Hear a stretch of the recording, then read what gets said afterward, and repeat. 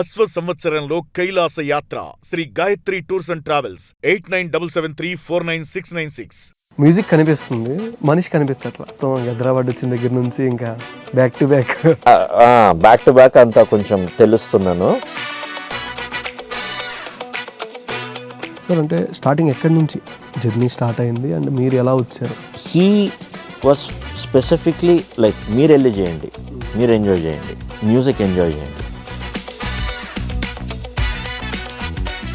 First ఎలా అంటే opportunity కానీ నా ఐడియా ప్రశాంత్ గారికి నచ్చింది, ప్రశాంత్ గారి ఐడియా నాకు నచ్చి, so we merged and we did that dialogue in the dam. And when we release that's India's first virtual audio short film. Robin ఇట్లా మ్యూజిక్ చేయాలి అర్జెంటుగా, మార్నింగ్ 4-5 కల్లా ట్రైలర్ రెడీ ఉండాలి. నేను ప్రశాంత్ అన్నట్టు పద మరి పైకి వెళ్ళి స్టార్ట్ చేద్దాం అంటే, లేదు నాన్నగారు వస్తున్నారు అన్నారు కదా పక్కకు చూడన్నాడు. ఇస్తే నాన్నగారు ఒక అసిస్టెంట్ డైరెక్టర్ బండిలో వెనకాల హెల్మెట్ వేసుకొని, అట్లా దానికి ఎందుకు కొడతాము అని నేను ఉంటుండే. సో నాకు భయం అయిపోయింది. ఒక సెకండ్ ఆగిపోయి, లేదండి నేను చేయలేను, దట్స్ నాట్ మై స్ట్రెంత్ అని చెప్పి. అది ఏ సినిమా, ఏ హీరోయిన్, ఏ రాదా అని అంత మంచి పర్ఫార్మెన్స్ చేసిన తర్వాత, అంత మ్యూజిక్ అంత ఉన్న తర్వాత కూడా ఫ్లాప్ అయింది. It doesn't have a spirit కదా. నీకు నాకున్న సోల్ స్పిరిట్ ఏఐకి లేదు, చాలా మెటీరియలిస్టిక్గా చూస్తుంది. There is no soul.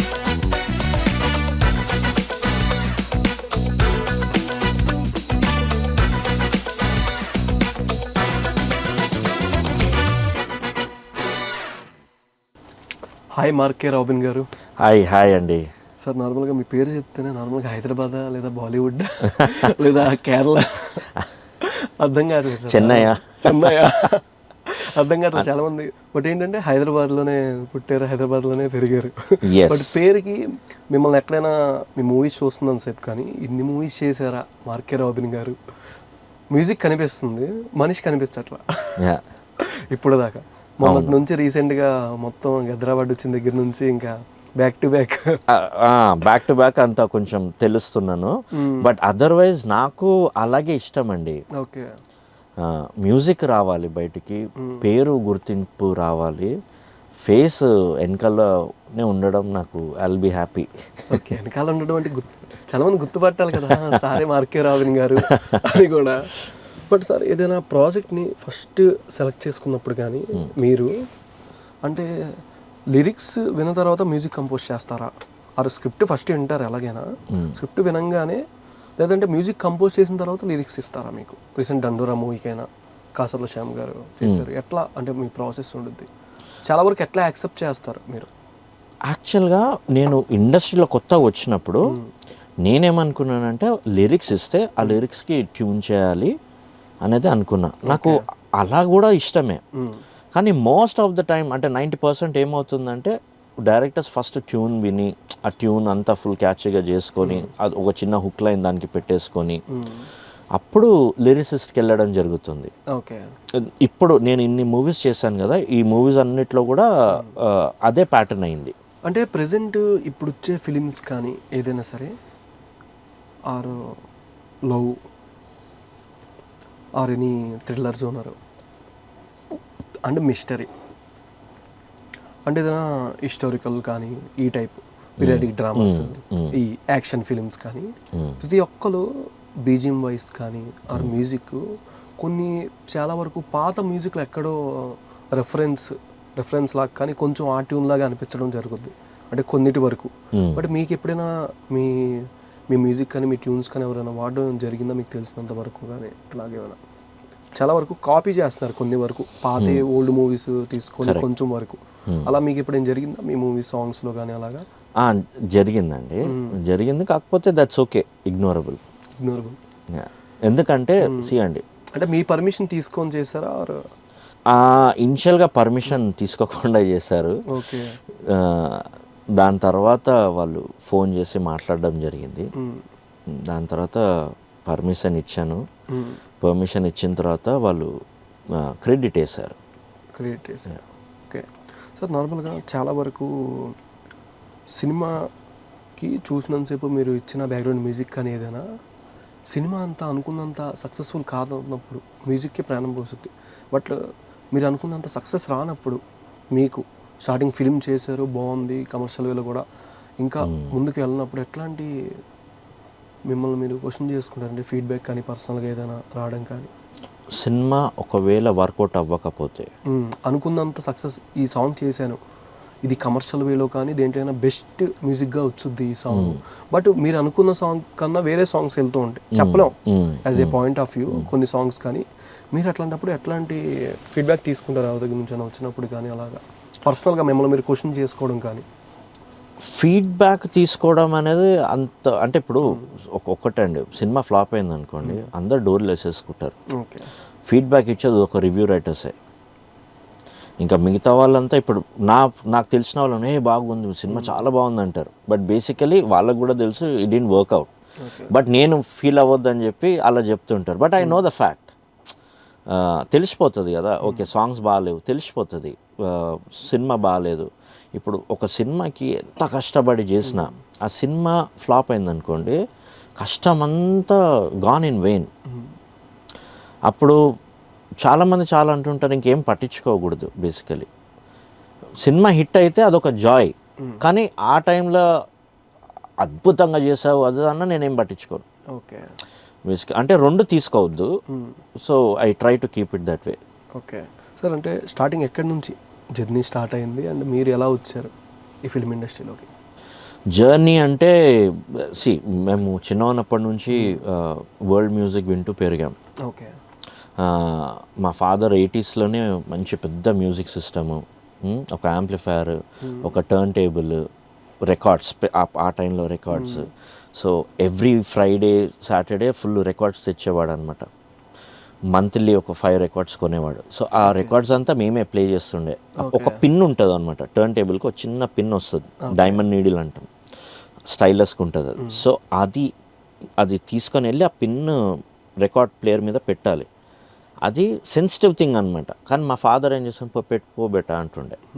So వెళ్ళి ఆ పిన్ మాకు ఎక్కడ సాంగ్ కావాలో అక్కడ పిన్ పెడుతుండే అనమాట. అప్పుడప్పుడు పిన్ ఇరిగిపోయేది. ఓకే, సో అప్పుడప్పుడు పిన్ ఇరిగిపోతే మా డాడీ వెళ్ళి ఇంకో పిన్ కొనేవాడు అప్పట్లో. But he was specifically like మీరు వెళ్ళి చేయండి, మీరు ఎంజాయ్ చేయండి, మ్యూజిక్ ఎంజాయ్ చేయండి. సో మా ఫాదర్ది అక్కడ వరకే ఉండే. మేము మ్యూజిక్ ఫుల్ నేర్చుకొని ఒక పెద్దోళ్ళు అయిపోవాలని అసలు మా డాడీకి ఆ ఇంట్రెస్ట్ లేకుండే మా మీద. కానీ అట్లా వింటూ పెరిగిన తర్వాత నాకు ఇంకా దేని మీద ఆ జాయ్, ఆ ఇంట్రెస్ట్ రావట్లేదు. ఓకే, స్టడీస్ మీద రావట్లేదు, స్పోర్ట్స్ మీద రావట్లేదు, దేని మీద మ్యూజిక్ మీద ఉన్నంత జాయ్ అండ్ ఆ అడ్డులను నాకు ఇంకా దేంట్లో రావట్లేదు. సో మేము ఒక బ్యాండ్ ఫామ్ చేసాం చర్చ్లో మ్యూజిక్ ఇంకెక్కువ నేర్చుకున్నాను నేను. అండ్ నాకు ఒక గురువు ఉన్నాడు, జోవల్ అన్న అని, తను ఇక్కడ ఉన్నాడు, నెల్లూరులో ఉంటాడు. సో ఆ అన్న నాకు మ్యూజిక్ నేర్పించాడు ఇనిషియల్గా. ఆ 1 year నేర్పించాడు, వెళ్ళిపోయాడు. హైదరాబాద్లో 1 year నేర్పించి తను ఆంధ్ర టు నెల్లూరుకి వెళ్ళిపోయాడు. దాని తర్వాత ఇక మళ్ళీ నా ఓన్గా నేను చేసుకుంటా. I was also working as a teacher. కొన్ని ఇయర్స్ నేను టీచర్గా చేశాను.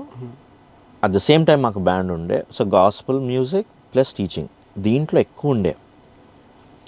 ఇలా మ్యూజిక్ డెవలప్ అవుతూ ఓన్లీ ద పర్సనల్ ఇంట్రెస్ట్ తోటి ఆడియో ఇంజనీరింగే కానీ, యానలాగ్ ఎక్విప్మెంట్స్ గురించే కానీ, మ్యూజిక్ ప్రొడక్షన్ ఎలా జరుగుతుంది, మిక్సింగ్ ఎలా జరుగుతుంది, ఇదంతా పర్సనల్. అంటే ఇర్రెస్పెక్టివ్ ఆఫ్ ఫిలిమ్స్కి వెళ్తాను, ఫిలిమ్స్ చేస్తానన్న ఇది నాకు ఎప్పుడు లేకుండే. Okay, irrespective of that I wanted to learn.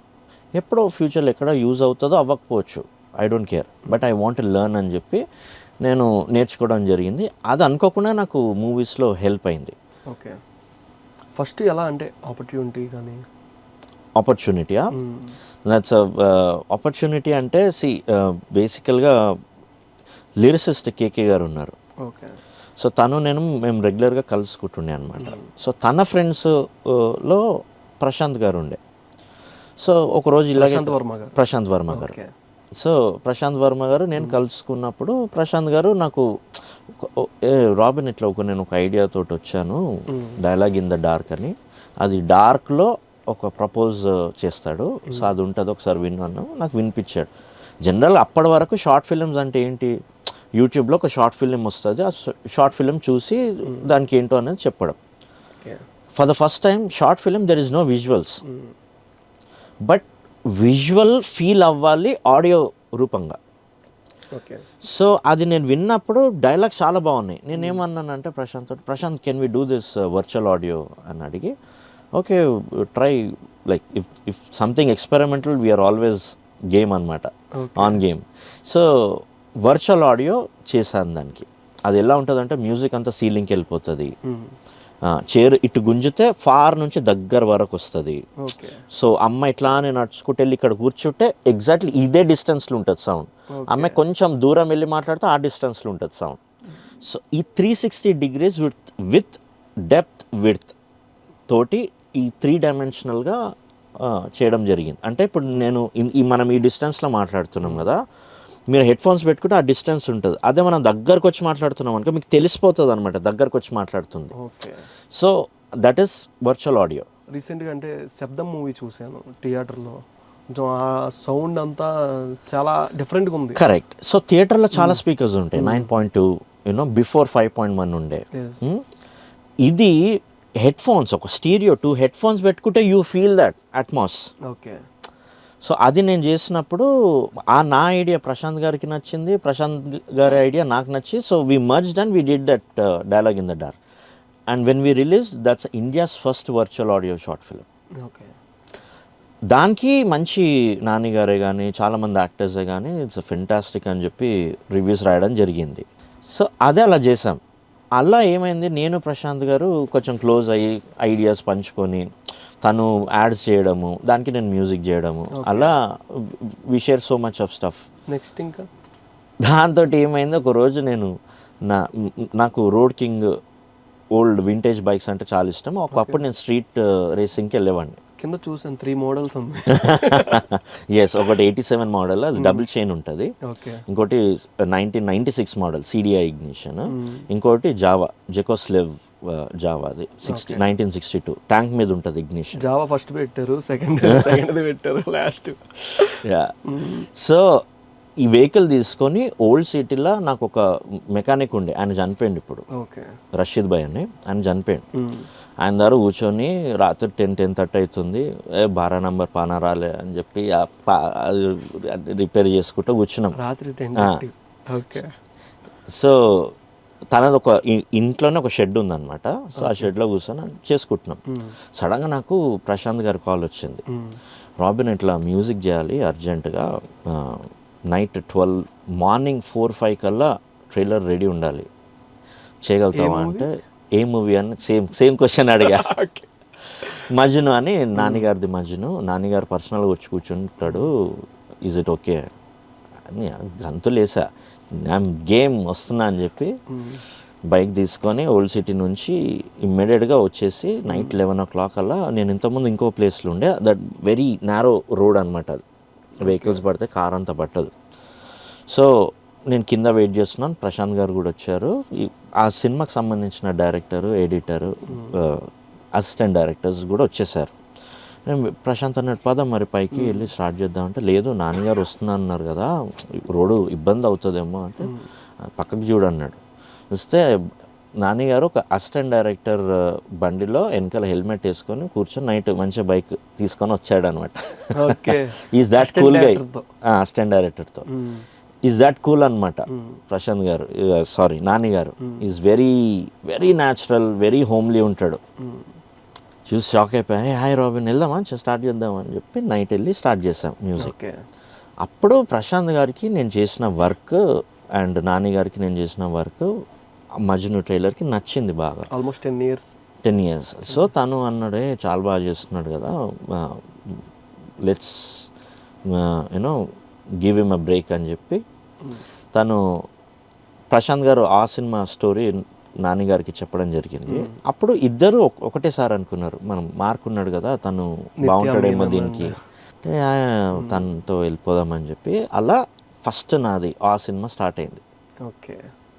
And ఆ సినిమాలో కూడా నేను 1 day బిఫోర్ ఫిల్మ్ రిలీజ్ అప్పుడు నాన్నగారికి మెసేజ్ పెట్టాను, thanks for introducing me to film industry, I'll remember this rest of my life అని పెట్టా.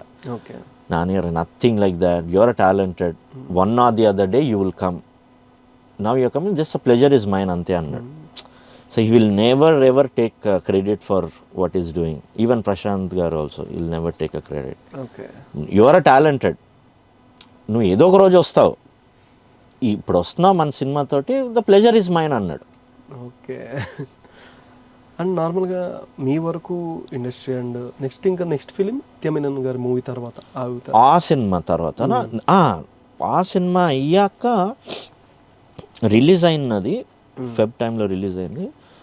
ఏప్రిల్ మేకి నాకు ఒక 2-3 మూవీస్ వచ్చాయి. ఓకే. బట్ అవి సూపర్ కమర్షియల్ ఫిల్మ్స్. నాకు అర్థం అంటే స్టోరీ కూడా నాకు అంత అర్థం అవ్వట్లేదు. ఇట్లా అమ్మాయి ఇట్లా అనగానే మొత్తం బ్లాస్ట్ అయిపోయి ఏవేవో వచ్చేస్తాయి అండ్ ఫుల్ మ్యూజిక్ వస్తుంది. నాకు అమ్మాయిని గురించి ఎందుకు వస్తుంది మ్యూజిక్ అనేది అప్పటి వరకు నేను ఆ సినిమా వెరీ లాజికల్గా ఉంటుంది కదా, వెరీ రూటెడ్ సెన్స్ అండర్స్టాండింగ్ ఆ లాజిక్ తోటి ఉంటుంది కదా. సో మ్యూజిక్ నాకు అలాగే అడాప్షన్ ఉంది. ఓకే. సో సడన్గా ఒక కమర్షియల్ మీటర్ అనేది నాకు అప్పటికి నాకు తెలియదు, అర్థం కాలేదు. కమర్షియల్ వేలో ఓకే, అట్లా దానికి ఎందుకు కొడతాము అని నేను ఉంటుండే. సో నాకు భయం అయిపోయింది. ఒక సెకండ్ ఆగిపోయి లేదండి నేను చేయలేను, దట్స్ నాట్ మై స్ట్రెంత్ అని చెప్పి. అది ఏ సినిమా, ఏ హీరోయిన్ది? ఏ రాదా నేను చెప్పలేను. ఓకే, పెద్దవాళ్ళదే. సో నాకు భయం వేసింది. ఐ ఫెల్ట్ లైక్ అంటే నేను ఇంకా అంత ఎదగలేదు, కమర్షియల్ కొట్టే అంత ఎదగలేదు అని చెప్పి నేను డ్రాప్ అయిపోయాను. ఓకే. దాని తర్వాత కమర్షియల్ ఆస్పెక్ట్ ఎలా ఉంటుంది అనేది చూస్తే really that's a fun. Commercial music కొట్టడం అనేది ఫన్. సో జాంబీ రెడ్డిలో కమర్షియల్ ఆస్పెక్ట్ అప్లై చేశా for the first time for me. Zombie రెడ్డిలో కొట్టా.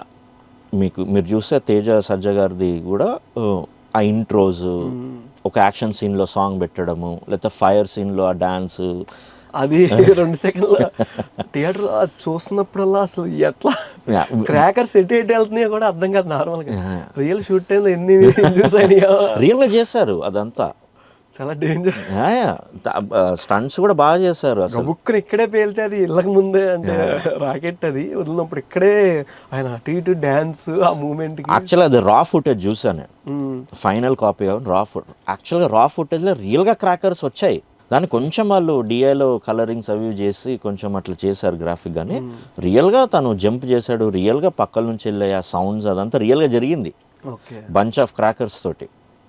సో అది కానీ లాస్ట్ సీన్ కానీ నౌ ఐ అండర్స్టాండ్ అనమాట.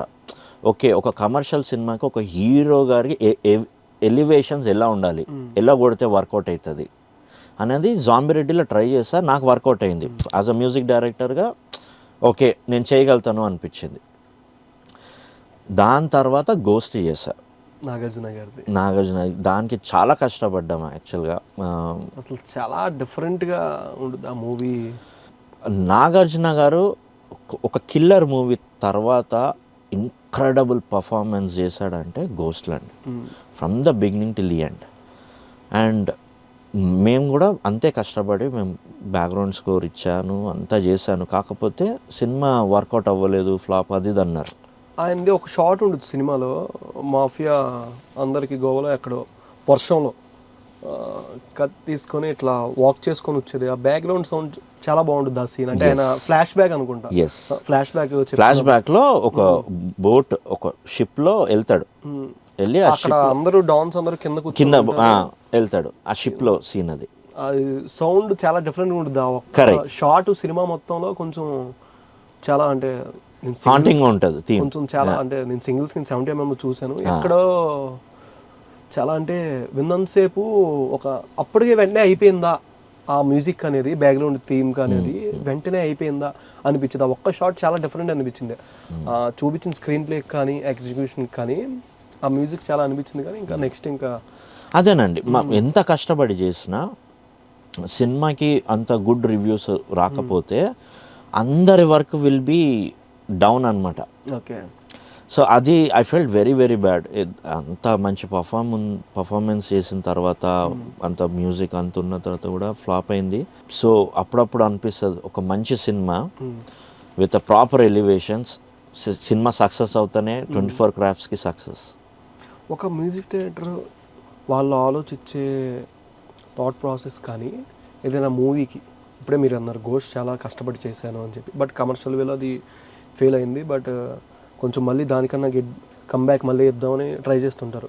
బట్ చాలామంది మ్యూజిక్ డైరెక్టర్లు ఉన్నా సరే ఒక్కొక్కరి వాళ్ళ ప్యాటర్న్ కానీ వాళ్ళు ఆలోచించే థాట్ ప్రాసెస్ కానీ అంటే ఏ విధంగా హోంవర్క్ చేస్తారు. ఒక స్క్రిప్ట్ వచ్చినప్పుడు ఒక నాగార్జున గారు అంటే పెద్ద స్టార్ కింగ్ ఆయన, అట్లాంటి హీరోకి ఎట్లాంటి మ్యూజిక్ ఇస్తే బాగుంటుంది ఈ థీమ్లో మానిటర్ ముందు చూసుకోగానే డైరెక్టర్ గారు కానీ మీరు ఇచ్చిన తర్వాత ఆ మ్యూజిక్ ఇచ్చిన తర్వాత స్క్రీన్లో ఇక్కడ పిలిపించి చేపిస్తారు కదా, డైరెక్టర్ గారు అదిరిపోయింది షార్ట్ బొమ్మ బ్లాక్ బస్టర్ రా అనిపించి ఎట్లాంటి సీన్లు చెప్పారంటే ఏ షార్ట్ దగ్గర చెప్పారు ఆ మూవీలో కానీ? గోస్ట్ సినిమాకి అయితే టైటిల్ మ్యూజిక్ అండి. ఓకే, టైటిల్ మ్యూజిక్ తనకు చాలా నచ్చింది. అండ్ నాగార్జున గారికి for the first time rap పడ్డది. యాక్చువల్గా అది ఎంటైర్ సాడ్ పాయింట్ అది.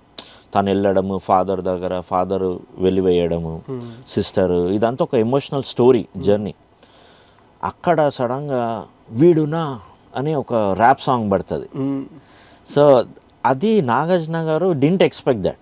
ఓకే, సో తను ఒక్కటే sir rap song with lyrics, ఆ ఎమోషనల్ లిరిక్స్ విన్నాను. He just called me and said beautiful, this song is so beautiful, చాలా బాగా చేసావు. And that is a surprising, అదిరిపోయింది అని.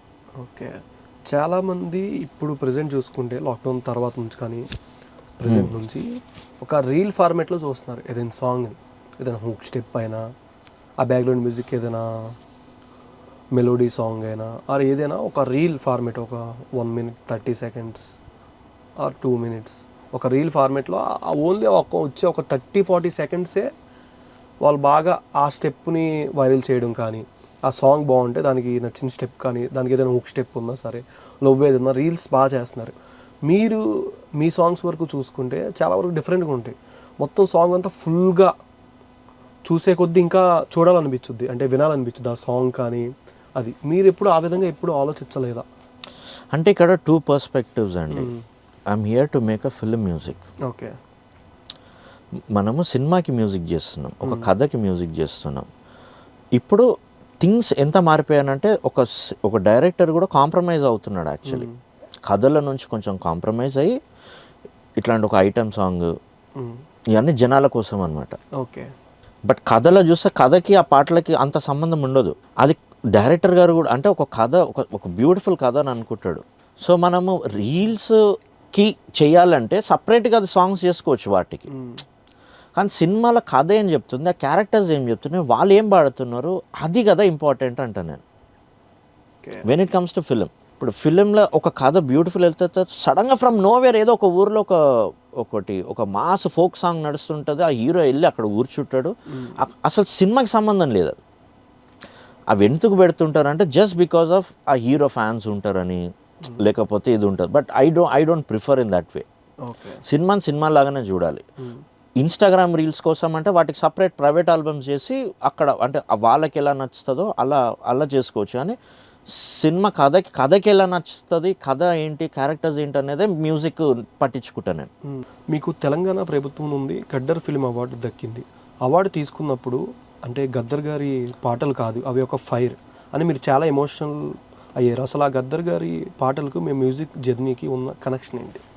గద్దర్ గారి పాటలకి మీ మ్యూజిక్కి నా మ్యూజికా ఏం సంబంధం లేదు. సంబంధం ఏం లేదు. నా మ్యూజిక్, నా జర్నీ వేరు. ఓకే, గద్దర్ గారి పాటలు ఫస్ట్ నేను ఎక్కడ విన్నానంటే very long back, I think నేను 15-16 years ఏమున్నాను. అప్పుడు ఏదో ఆటోలో వెళ్తున్నాం అందరం. ఓకే, ఆటోలో పెట్టాడు అని వస్తుంది ఫర్ మీ. అది నాకు ఫర్ ద ఫస్ట్ టైం అన్న ఇది ఏం పాట అంటే అతను గద్దర్ అన్న పాటలు అంటే, అప్పుడు వెళ్ళి గద్దర్ అన్న క్యాసెట్ కొనుక్కొని ప్లే చేసి చూస్తుంటే అసలు నాకేం అర్థమవుతలేదు తను ఏం పాడుతున్నాడు. ఓకే, ఆ టైంలో నాకు అర్థం అవ్వట్లేదు తను ఏం పాడుతున్నాడు. కానీ ఒక రెవల్యూషనరీ అనిపించింది ఆయన వాయిస్లో. అప్పటి నుంచే నాకు తన పాటలు వింటున్నా. దాని తర్వాత పొడుస్తున్న పొద్దు మీద అదొక సాంగ్, తెలంగాణ మీద ఊరి తెలంగాణ అది ఉంది కదా, ఆ సాంగ్ విని ఇంకా ఐ వాజ్ బ్లోన్ అవే. ఇక అరే మనోడు చేంజ్ చేస్తున్నాడు, ఫైర్, అది లిటరలీ ఫైర్. ఇంకా ఇంకా చెప్పాలంటే గట్టిగా 2000 I think that is the only song reason 2013 ఆ టైంలో నేను మా ఫ్రెండ్స్ అందరం కలిసి జై తెలంగాణ నడుచుకుంటూ బైక్లలో మీద వెళ్ళేవాళ్ళం. I think that is the song that made us you know do this only సాంగే. మళ్ళీ నాకు ఈ పొలిటికల్గా నాకు అసలు ఐడియా లేదు. ఆ బైఫర్కేషన్ ఏంటి, ఈ డివిజన్ ఏంటి, ఇదంతా నాకు I didn't like it. Okay. ఈ మధ్య మీరు ఒక ఇంటర్వ్యూలో ఏ ఆర్టిఫిషియల్ ఇంటెలిజెన్స్ ఇప్పటికి అసలైన సంగీతాన్ని భర్తీ చేయలేదు అని స్ట్రాంగ్ స్టేట్మెంట్ ఇచ్చారు. కానీ ఇప్పుడు ఇండస్ట్రీలో కొందరు ఏఐ సాంగ్స్ని వాడుతున్నారు కదా, ఫ్యూచర్లో మ్యూజిక్ డైరెక్టర్లకి, సింగర్స్కి ఏఐ వల్ల ఏమైనా ముప్పై ఏమైనా ఉంటుందంట? ఏముండదు, నథింగ్ అసలు. ఓకే. ఏఐ ఏం చేస్తుంది, మీరు ఏదన్నా దానికి ఏదన్నా చెప్పారనుకోండి, అది అక్కడిక్కడ నుంచి బిట్స్ తీసుకొచ్చి పెడుతుంది. ఫస్ట్ ఆ బిట్ని తయారు చేయగలుగుతుంది? అది చేయలేదు, మనిషి తయారు చేశాడు. What that system is doing, it's taking from one human mind to another human, అంతే. It cannot create anything. దానికి ఒక ప్రాంప్ట్ ఏంటంటే అందరు మ్యూజిక్లు తీసుకొని బిట్స్ తీసుకొని అది ఏదో ఒకటి కొత్తగా ఏదో తయారు చేయడానికి చూస్తుంది. దాంట్లో నేను చూసినప్పుడైతే దాంట్లో ఆ ఎమోషన్ లేదు, ఆ డెప్త్ లేదు, ఆ క్వాలిటీ లేదు. I don't know why people prefer to go only with the AI. Okay. AI you can take an ideas, or ఏఐలో సడన్గా ఇప్పుడు నాకు ఐడియా రావట్లేదు, నాకు 72 రాగాస్ ఉన్నాయి, ఆ 72 రాగాస్లో ఏమేమి రాగాస్ ఉన్నాయి నాకు మైండ్కి రావట్లేదు. I can type and see, okay ఇన్ని రాగాస్ ఉన్నాయి, ఓకే ఎన్ని జనరల్గా యూజ్ అవుతుంది అంటే అది ఈ ఇన్ఫర్మేషన్కి యూజ్ అవుతుందేమో. కానీ ఒక హ్యాపీ సాంగ్ కొట్టాలా, ఒక డ్యాన్స్ సాంగ్ కొట్టాలా, లేకపోతే ఒకరిని ఏడిపించాలంటే it doesn't have a spirit కదా. నీకు నాకున్న సోల్ స్పిరిట్ ఏఐకి లేదు. ఓకే. అది చాలా మెటీరియలిస్టిక్గా చూస్తుంది. There is no soul. So soul లేని ప్లేస్కి వెళ్ళి సోల్ వెతకడం అనేది రాంగ్ ఆస్పెక్ట్ అనేది నా బిలీఫ్. ఆ సినిమాతో హీరో నాని గారు ఇండస్ట్రీకి మిమ్మల్ని పరిచయం చేశారు. అక్కడి నుండి agent Sai Srinivasa, Athreya, Zombie Reddy, Mallesham, machine impossible లాంటి విభిన్నమైన సినిమాలతో టాలీవుడ్లో మీకంటూ ఒక మార్క్ క్రియేట్ చేసుకున్నారు. నాని గారితో మళ్ళీ ఎప్పుడు కలిసి పనిచేయబోతున్నారు? I always wanted to work with Nani గారు, because is one of the sweetest person, homely person, at the same time is a star for me. చిన్న సినిమానా పెద్ద సినిమానా అని చూడకుండా కేవలం కంటెంట్ ఉన్న కథలనే ఎంచుకుంటారు అని మీకు పేరుంది. ఒక కథ విన్నప్పుడు మ్యూజిక్ డైరెక్టర్గా అందులో మీరు ముందుగా వెతికే పాయింట్ ఏంటి? ముందుగా వెతికే పాయింట్ అంటే ఇప్పుడు కథల డ్రైవ్ పాయింట్ ఏంటి, హుక్ పాయింట్ ఏంటి, ఒక సినిమాలో హుక్ పాయింట్. ఇప్పుడు జాంబిరెడ్డిలో జాంబీస్ అనేది హుక్ పాయింట్. దాంట్లో సబ్ ప్లాట్స్ ఏంటి, సబ్ ప్లాట్స్ వచ్చేసి ఒక కామెడీ, అది ఇది చాలా మిక్స్డ్ అప్ ఉన్నాయి కదా. ద మెయిన్ హుక్ పాయింట్ వచ్చేసి ఆ zombies in Telugu, that is something new కదా. సో మల్లేశం సినిమా ఒక 6th క్లాస్ డ్రాప్ అవుట్ తల్లి కోసము ఆ మిషన్ కనబెట్టాడు. ఎడ్యుకేషన్ లేకుండా ఈ invented machine, that is a hook point. So ప్రతి సినిమాలో హుక్ పాయింట్ చూస్తా. ఇప్పుడు మన దండోరాలో క్రిమినేషన్, దట్ ఈస్ ఒక మనిషికి ఇంకా వాడు ఎంత చెడ్డోడున్నా ఎంత మంచోడున్నా death is the final thing, final respect that we give for a death కదా. దానికే చోటు లేదు క్యాస్ట్ వల్ల. ఈ అప్పర్ క్యాస్ట్ అని లోవర్ క్యాస్ట్ అని ఊర్లలో స్పెషల్లీ, నాకు తెలిసి ఇక్కడ అంత లేదనుకుంటా, బట్ ఊర్లలో ఆ అప్పర్ క్యాస్ట్ లోవర్ క్యాస్ట్ అని చెప్పి వాళ్ళకి క్రిమినేషన్కి ప్లేస్ ఇవ్వకుండా చాలా దిస్ మూవ్డ్ మీ అలాట్. అంటే ప్రతి సినిమాలో ఒక మేజర్ కాన్ఫ్లిక్ట్ ఏంటి, కాన్సెప్ట్ ఏంటి, ఇంట్రెస్టింగ్ డ్రైవ్ పాయింట్ ఏముందనేది చూస్తా. ఓకే. ఏటీఎం మెట్రో సినిమాతో బాలీవుడ్లో కూడా ఎంట్రీ ఇచ్చారు. హిందీ ఇండస్ట్రీకి వర్కింగ్ స్టైల్కి మన టాలీవుడ్ వర్కింగ్ స్టైల్కి మీరు గమనించిన అతిపెద్ద డిఫరెన్స్ అంటే ఏంటి? ATM metro we don't have much shifts. Okay. అంటే కొద్దిసేపు ఒక సింఫనీ కొట్టి సడన్గా తీన్మార్ కొట్టి, యూనో సడన్గా ఒక బాంగడా కొట్టి, లేదా మళ్ళీ ఒక కామెడీకి వచ్చి, ఈ మన తెలుగు సినిమాలో ఉన్న ఈ షిఫ్ట్స్ ఏవైతే ఉన్నాయో ఇంత షిఫ్ట్ బాలీవుడ్లో ఉండదు. ఓకే. సో ఏటీఎం మెట్రో అనేది ఒక ట్రాన్స్లో పోతూ ఉంటుంది అనమాట. ఎందుకంటే ఒక 40 years men and women who fell in a platonic relationship. So వాళ్ళ మీద వెళ్తుంటుంది కాబట్టి మ్యూజిక్ కూడా వాళ్ళిద్దరి మధ్యలోనే ఉంటుంది. మ్యూజిక్ ఎక్కడ డీవియేషన్ ఉండదు. ఎక్కడైతే బ్రేకింగ్ పాయింట్ ఉంటుందో అక్కడ ఫిర్సే దిల్ టూటా అని ఒక సాంగ్ వస్తుంది. అది విశాల్ మిశ్రా పాడాడు. హ్యాపీ సాంగ్ అంటే హైదరాబాద్ హ్యాపీ సాంగ్ అంటే ఇప్పుడు అరే గూమే గూమే అని ఉంటుంది సాంగ్ ఒకటి. దాంట్లో ఆ పాట మీరు నార్మల్గా ఆడియో వింటే అది ఏదో ఇట్లా ఒక అమ్మాయి అబ్బాయి ఇట్లా డాన్స్ చేసినట్టు ఉంటుంది.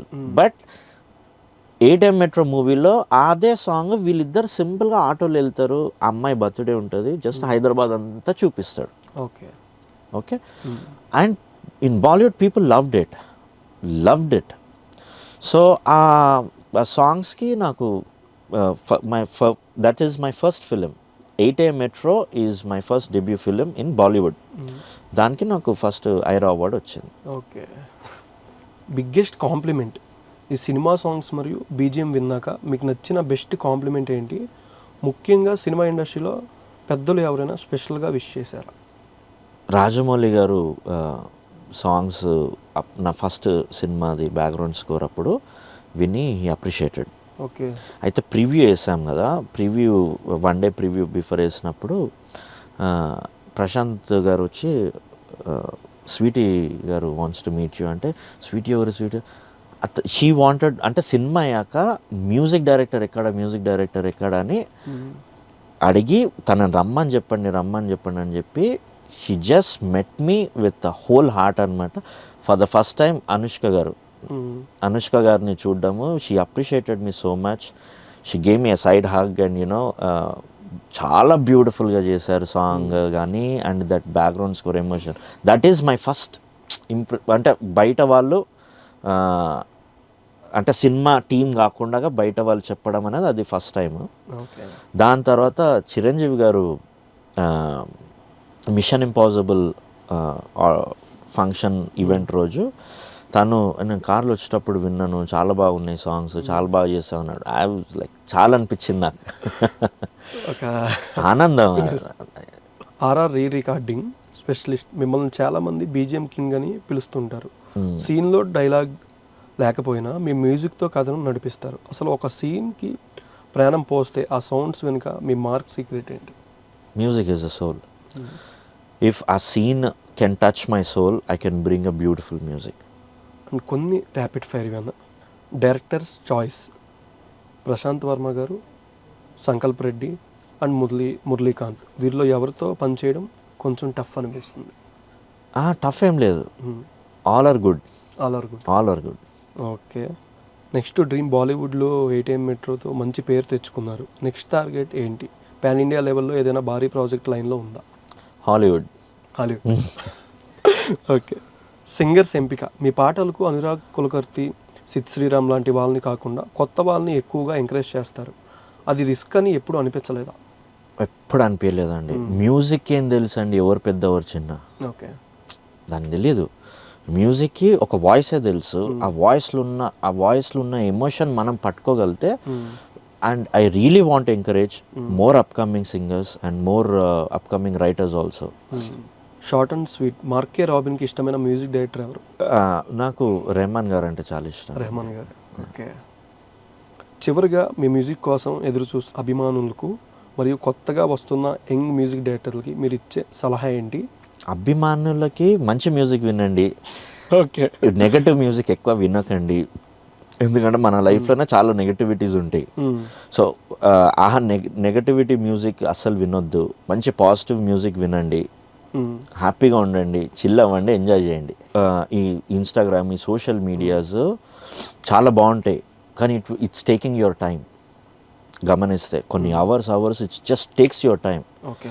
సో అది పక్కకు పెట్టేసి డేలో ఒక ½ an hour 20 minutes అది పెట్టుకొని ఇంకా మిగతా టైంలో మీరు రియల్గా మీ టైం మీరు స్పెండ్ చేయండి. ఒకవేళ మీరు మ్యూజిక్ డైరెక్టర్ కాకపోయి ఉంటే మార్కే రాబిన్ ఇప్పుడు ఏం చేస్తుండేవారు? మేబీ రేసర్ అవుతుండేనేమో. కార్స్ రేసింగ్కి వెళ్ళిపోయి F1 ఆర్ ఫోటోగ్రఫీ నాకు చాలా ఇష్టం, సో అది అవుతుండేనేమో. ఇప్పటి వరకు మీరు చేసిన ప్రాజెక్ట్లో బాగా టఫెస్ట్ అంటే ఏ project? Film Veerabhoga Vasantharayalu. Okay. But అంటే రీసెంట్గా హైదరాబాద్ ప్రెస్ మీట్లో కూడా రీసెంట్గా జరిగిన శివాజీ గారు బాగా చెప్పారు, అంటే మీ గురించి కానీ మీరు కూడా ఎమోషనల్ అవుతూ మాట్లాడారు. మీకు ఎట్లా అనిపించింది ఆయన అప్కమింగ్ మూవీస్లో కూడా మిమ్మల్ని ఖచ్చితంగా తీసుకుంటారని మాకు తెలుస్తుంది ఆయన మాటల్లో. I hope and is a fantastic actor అండి. శివాజీ గారు ఈజ్ లైక్ ఆయనకి ఒక డిఫరెంట్ ట్రాన్స్ఫార్మ్ అయ్యాడు తను. పాత సినిమాలకి ఇప్పటికీ ఒక డిఫరెంట్ ట్రాన్స్ఫార్మ్ అయ్యాడు. ఇప్పుడు తనకు చాలా మెచ్యూర్డ్గా, అసలు ఎక్కడ కూడా ఓవర్ యాక్టింగ్ చేయకుండా చాలా సటిల్గా, చాలా అసలు వేరే 2.0 అనవచ్చు తనని. ఓకే. సో ఆ యాంగిల్ ఉన్నాడు కాబట్టి తను చూస్ చేసుకున్న సబ్జెక్ట్స్ కూడా అలా ఉంటున్నాయి. So I would love to work with him అండి. రాబిన్ గారు మా కోసం ఏదైనా కంపోజ్ చేసి చూపించవచ్చు కదా? అవునా? ఓకే.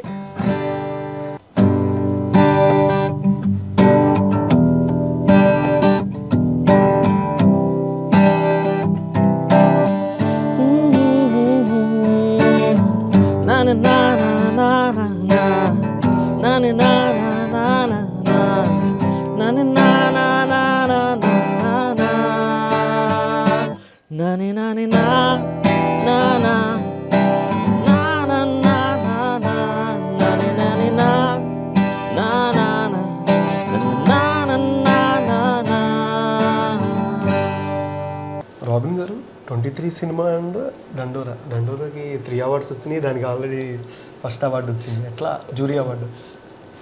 23కి వచ్చేసి స్పెషల్ జ్యూరీ అవార్డు వచ్చింది. దండోరాకి వచ్చేసి best second film and best supporting actor and best music director. And ఈ ఇయర్లో అంటే 2025లో మూవీ 23 అండ్ దండోరా ఈ రెండిటికి అవార్డ్స్ రావడము అండ్ నాకు అవార్డ్స్ రావడం, ఇట్స్ లైక్ ఇట్లా డబుల్ ధమాకా అయిపోయింది. And we're extremely happy. Okay. And guitars నాకు ఒకసారి చూపిస్తారా? షూర్. సో ఇది ఆల్వరస్ అని గిటార్ కంపెనీ, US బేస్డ్ ఇది. అండ్ యూకులెలే ఇది. ఓకే.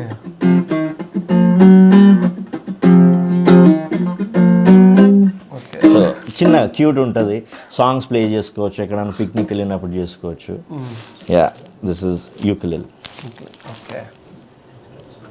అండ్ ఇది క్లాసికల్ గిటార్. అయ్యో ఓకే, స్ట్రింగ్ వేయడం మర్చిపోయా. దండోరా చేసేటప్పుడు బ్యాక్గ్రౌండ్ స్కోర్ కొట్టేటప్పుడు దీన్ని వాయించి వాయించి వాయించి స్ట్రింగులు తెగిపోయాయి. కష్టపడిన దానికి ఫలితం వచ్చింది, అవార్డు వచ్చింది. Thank you. ఎస్. అండ్ ఇది యమహా అకాస్టిక్ గిటార్. ఇది నాతోటి ఆల్మోస్ట్ 18 ఇయర్స్ నుంచి ఉంది నా దగ్గర. యా. ఓకే. 18 ఇయర్స్. ఒక్కో గిటార్కి స్పెషలైజేషన్ అంటే? ఇది అకాస్టిక్ గిటార్ ఇది. ఓకే. ఓకే. ఇది క్లాసికల్ గిటార్. ఇది క్లాసికల్ గిటార్కి నైలాన్ స్ట్రింగ్స్ ఉంటాయి. ఓకే. అకాస్టిక్ గిటార్కి స్టీల్ స్ట్రింగ్స్ ఉంటాయి. Okay. So tone entirely tone are different. Okay. And ఇది ఎలక్ట్రిక్ గిటార్. ఓకే. అన్నిటికంటే ఇది బరువు ఉంటుంది. ఈ 3 అకాస్టిక్ గిటార్స్ కంటే ఇది ఎక్కువ బరువు ఉంటుంది. ఓకే. Electric guitar. ఇది ఎఫిఫోన్ గిటారు. మా గురు జోలన్న నాకు గిఫ్ట్ ఇచ్చాడు. స్ట్రింగ్స్ కూడా సన్న ఉంటుంది, కాకపోతే నీకు ఎంత వాయించినా నీకేం వినపడదు. ఓకే. ఎందుకంటే ఇది ఎలక్ట్రిక్ ఇది. సో బేసికలీ ఇక్కడ కనెక్ట్ చేసి లైవ్ వాయిస్తాం రికార్డింగ్స్కి. Electric guitar. సో ఎలక్ట్రిఫై అయ్యి యాంప్లిఫై అయ్యి సౌండ్ వస్తుంది. ఓకే. నైస్. ఇది ఫెండర్ జాజ్ బేస్ గిటార్. కొన్ని live concert events. So basically we play like this. Live concert events. Okay. ఈ కొంచెం వినపడదు మీకు, వినపడదు. ఎలక్ట్రిక్ కనెక్ట్ చేస్తే బుమ్ బుమ్ బాకు బుమ్ బుమ్ బాగు అట్లా వినిపిస్తుంది. ఓకే. యా. సో ఇది one of the vintage collection. And మీకు నా వింటేజ్ స్పీకర్స్ చూపించనా? Okay.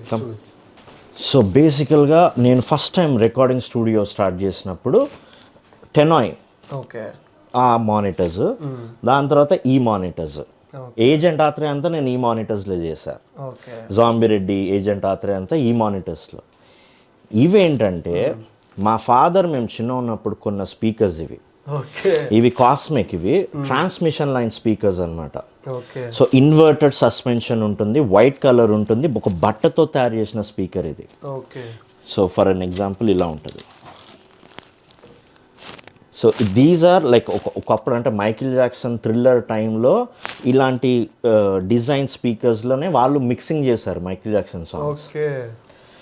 And we're so proud, this is an Indian company made a transmission line speakers. Okay. ఈ స్పీకర్స్లో వింటూనే నాకు ఆ మ్యూజిక్ అనేది ఎక్కువ వచ్చింది. ఇవి ఇప్పుడు వాడుతున్నాను, టైం దొరకట్లేదు. ఇవి థియేటర్ బెంగళూరులో ఫస్ట్ పానోరామా థియేటర్ ఉంది బెంగళూరులో. ఓకే. బెంగళూరు థియేటర్ స్పీకర్స్ ఇవి బ్యాక్ సైడ్ ఉంటాయి, గుడ్ మ్యాన్స్ ఇంగ్లాండ్ స్పీకర్స్ ఇవి. ఓకే. ఇవన్నీ అవి కూడా స్పీకర్ ఇవన్నీ 40-50 years old స్పీకర్స్ ఇవి 50 years old స్పీకర్స్ ఇవి. Same brand cosmic. Same brand. Okay.